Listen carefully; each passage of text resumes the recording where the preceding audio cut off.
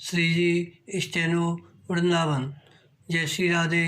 रामधारी गुप्ता खंड 1 प्रतिलेखन संख्या 80 गति 120 शब्द प्रति मिनट। प्रारंभ करें। सभापति महोदय, मैं निवेदन करना चाहता हूँ कि सबसे बड़ी आवश्यकता इस बात की है कि इन बैंकों में इन नौकरशाहों को न रखकर उनके संचालन के लिए ऐसे लोगों को रखा जाना चाहिए जिनका बैंकों के राष्ट्रीयकरण में पूर्ण विश्वास हो, क्योंकि किसी संस्था में जब उस संस्था को चलाने वाले लोग ऐसे नहीं होते जो संस्था के कार्यक्रम में विश्वास रखते हों, तब तक यह संस्था कभी सफल नहीं हो सकती। विराम। मेरा कहना यह है कि हमारे देश में सार्वजनिक उपक्रम जो असफल है उसका सबसे बड़ा कारण यही रहा है। विराम।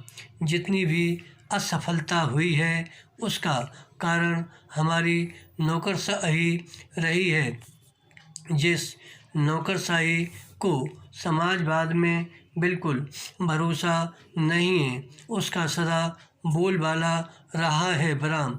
इसका परिणाम यह रहा है कि एक ओर तो इस देश में छोटे छोटे मामलों में बराबर देरी होती गई है, निर्णय नहीं लिए गए हैं, और दूसरी ओर उसके होने वाले लाभों से गरीबों को दूर रखा गया है। विराम। बैंकों के राष्ट्रीयकरण के बाद इस बात की आवश्यकता है कि बैंक गांवों में जाते। विराम। आज तो बैंक एक तरह से शहरों के एकाधिकार हो गए हैं, जिसके कारण वहीं पर सारे उद्योग पनपते जा रहे हैं। विराम। शहरों की जनसंख्या बढ़ती जा रही है और अलग अलग तरह की समस्याएं उत्पन्न हो रही हैं। उनको दूर करने के लिए आपके बैंकों को गांवों के अंदर जाना पड़ेगा। विराम।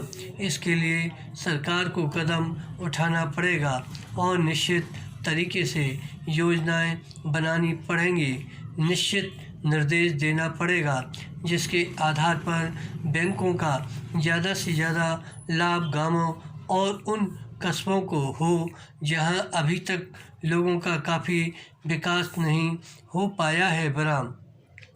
सभापति जी, सांप्रदायिकता और जातिवाद इन दोनों के विरुद्ध सभी राजनीतिज्ञ हैं, और जो इन दोनों से लाभ उठाना चाहते हैं, कम से कम मौखिक रूप से तो वह भी यही कहते हैं कि सांप्रदायिकता बुरी है, जातिवाद बुरा है। विराम।